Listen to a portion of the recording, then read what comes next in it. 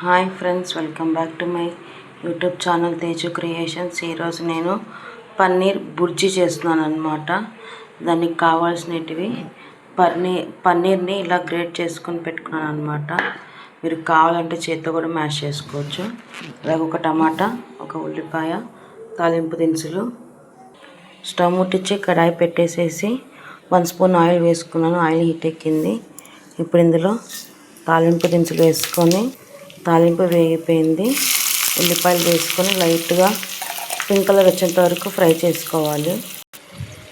ఉల్లిపాయలు బాగా మగ్గిపోయినాయి. ఇప్పుడు మనము టమాటా యాడ్ చేసుకుందాము.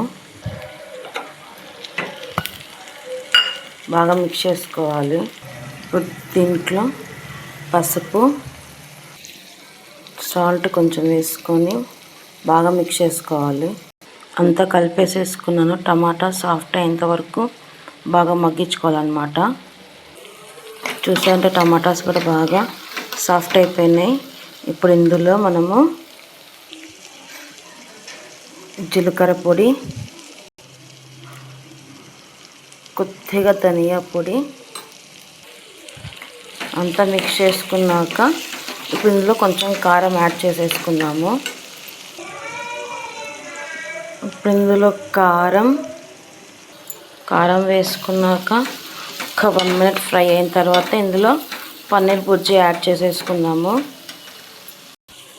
అన్నీ ఫ్రై అయిపోయినాయి. పన్నీర్ యాడ్ చేసేసుకొని అంతా బాగా మిక్స్ చేసుకోవాలన్నమాట. ఒక్క 2 మినిట్స్ చాలు, ఎక్కువ అవసరం లేదు.